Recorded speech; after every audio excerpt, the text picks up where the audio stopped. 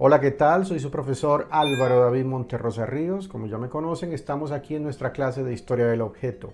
Para hoy vamos a ver el tema, el capítulo 2 del texto de George Vasalla, que habla sobre los términos continuidad y discontinuidad en el cambio tecnológico.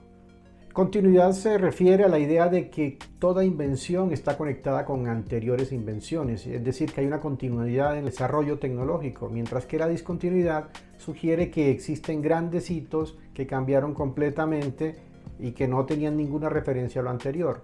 Normalmente asociamos una historia de la técnica con la discontinuidad, es decir, porque nos han contado una historia de grandes héroes e inventores como Edison, como Tesla, como Ford, como los hermanos Wright, o como el inventor de la penicilina, etcétera, que nos hace pensar de que solo gracias a esos grandes personajes tenemos los desarrollos que tenemos en la actualidad.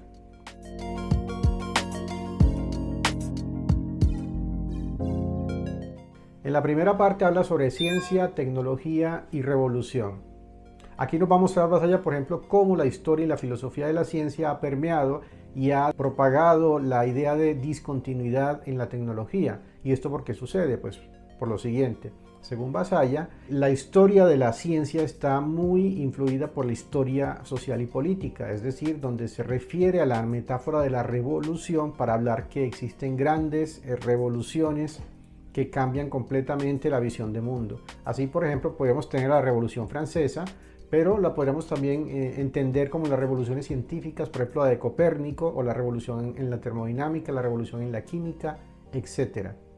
En tecnología se suele aplicar la metáfora de la revolución industrial, pero según Vasalla vemos que este proceso fue relativamente lento, fue un proceso de más de 150 años, en los cuales tampoco se vio grande influencia de los desarrollos científicos de la época con lo que se estaba desarrollando.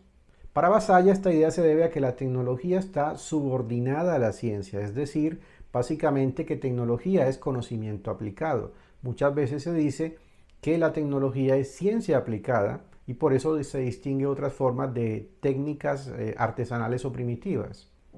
Pero esto es un error porque cuando aparecieron los procesos de industrialización, solo a finales del siglo XIX fue que empezó a utilizarse conocimiento y métodos científicos para otros tipos de tecnología. Ya en el siglo XX vemos que sí, evidentemente hay una influencia muy grande, sobre todo en la tecnología química, en la tecnología agrícola, en la tecnología electrónica, quizá en la computación, etc.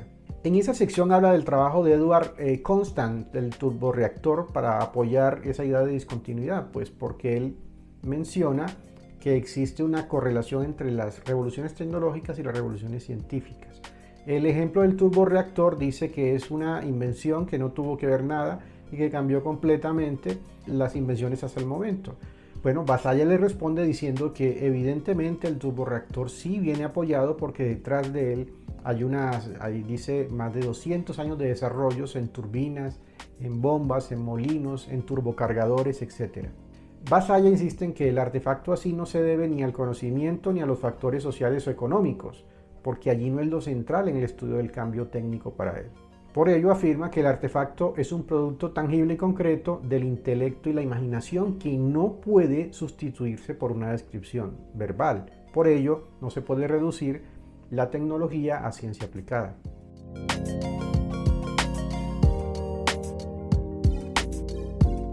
En la siguiente sección del texto, que es la más larga de todas, va a hablar sobre los diferentes estudios de caso para sostener su tesis de la continuidad. Por si no se dieron cuenta, George Vasalla es un enorme defensor de la tesis de la continuidad, es decir, ninguna invención técnica apareció de la nada, sino que fue inspirada, fue derivada, fue combinada con otras técnicas del pasado.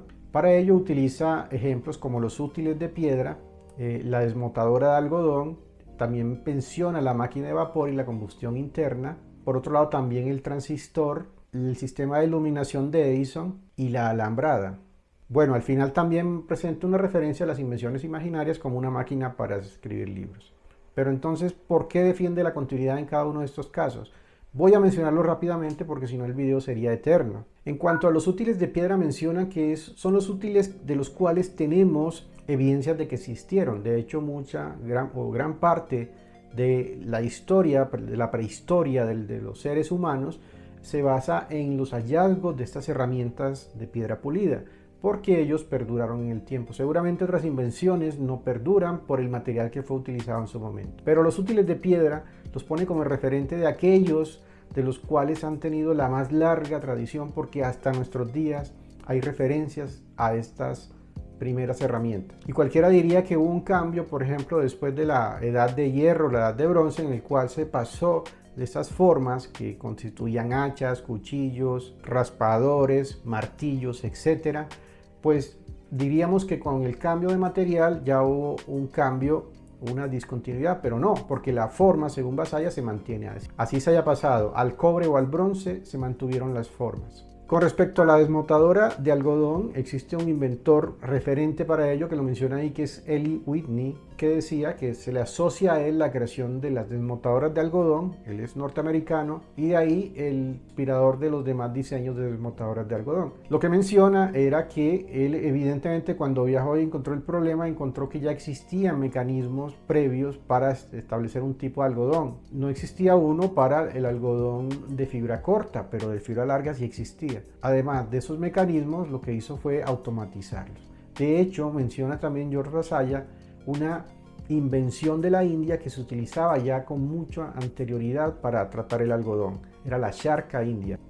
Dice entonces que, evidentemente, como nos muestra en las ilustraciones, la desmotadora de algodón de Whitney estuvo evidentemente influida por las desmotadoras previas, en especial la charca india. Con respecto a la máquina de vapor también hay unos mitos. Por ejemplo, se dice popularmente, nos menciona Vasalla, que James Watt, el asociado al inventor de la máquina de vapor, dice que se inspiró cuando contempló que salía vapor de una tetera, como los muestra la ilustración del libro. Pero esto no es más que un mito, ¿no? Él evidentemente ya conocía previamente la máquina de vapor de Newcomen, que ya existía y venía trabajando durante 70 años atrás. Ahora, era una máquina que era ineficiente. Lo que sí hizo Watson fue cambiar los ciclos y la manera de operación para que fuera más eficiente. Por ejemplo, manteniendo la temperatura del cilindro y no enfriarla como se hacía con la máquina de Newcomen. De eso se aumentaba muchísimo la eficiencia de la misma máquina.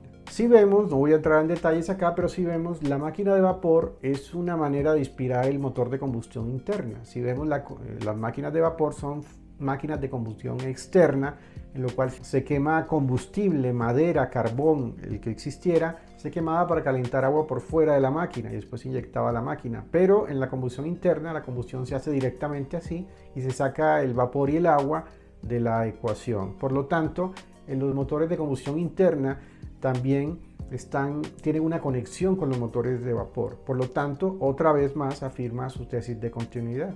Apurando un poco, menciona también la invención del transistor como aquello que podría ser completamente disruptivo, pero también otra vez se utiliza intencionalmente para mostrar de que efectivamente los transistores tenían una relación con una invención previa que él llamaba, por ejemplo, los detectores de cristal utilizados en la recepción de radio, como lo muestra en la figura. En cuanto al sistema de iluminación de Edison, lo toma como ejemplo, como algo que completamente nuevo. Va a decir que no, efectivamente, porque ya en las ciudades previamente existían unas redes de gas para iluminar, es decir, que se canalizaba el gas para que pudiera ser alimentado a hogares, a oficinas, a hoteles para iluminar. También menciona que existía previamente a Edison el arco eléctrico, que era poco eficiente, pero podía a través de un arco eléctrico crear iluminación. De hecho, es bastante curioso que incluso el mismo Edison mencionó que su bombilla eléctrica le llamó quemador,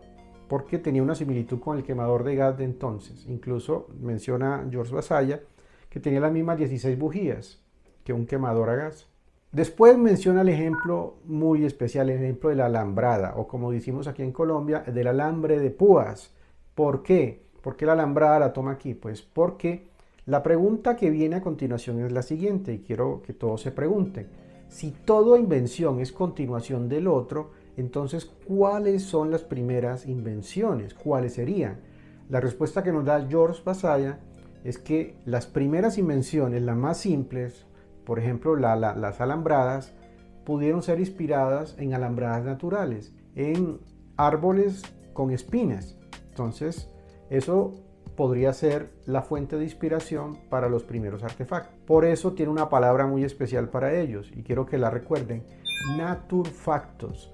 Dice él, son los artefactos que intentaron hacer una imitación directa de la naturaleza. La alambrada sería uno de estos, porque supone una división que permite establecer límites a través de las espinas que produce un árbol. Quiero comentar algo sobre esto. Lo que queremos ver es que los naturfactos serían invenciones relativamente sencillas, pero a medida que se van creando nuevos artefactos, la creatividad técnica empieza a basarse en ese artefacto previo. Entonces, por eso la complejidad tecnológica va aumentando, por lo menos la diversidad y complejidad, debido a que esta vez tenemos más invenciones que producen nuevos horizontes de posibilidad para la creatividad técnica. En principio solo existía la naturaleza para inspirarse en ello. Sobre la máquina de escribir libros no voy a dar detalles, ustedes leerán por qué menciona ese ejemplo tan particular, porque es una máquina imposible.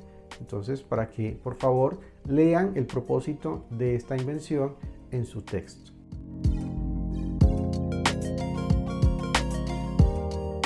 Ahora, para ir concluyendo, podemos dar la tercera parte del texto. ¿Cuáles serían los orígenes del argumento de la discontinuidad? ¿Por qué la discontinuidad, a pesar de ser cuestionada por todos estos ejemplos de George Vasalla, es tan popular?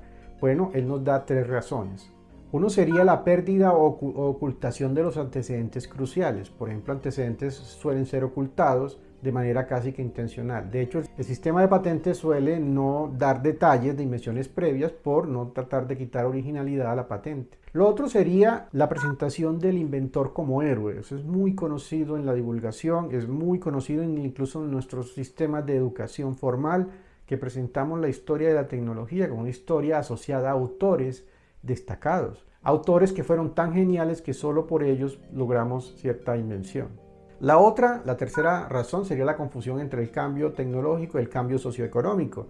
A veces muchos historiadores de corte contextualistas suelen asociar la invención como inevitable a los factores sociales y económicos, pero ya sabemos que la necesidad, como lo vimos en el capítulo anterior, no necesariamente explica. De hecho, explica muy poco o casi nunca una invención técnica. Bueno, estas serían las ideas más importantes del capítulo 2 del texto de George Vasalla. Él defendiendo a través de ejemplos históricos, a través de invenciones, tratando de poner y tratar de responder a las objeciones que se presenta a la tesis de continuidad. Entonces, también podríamos discutir en clase si es válido, completamente válida esta tesis o no. Muchas gracias por el video y nos vemos en el próximo.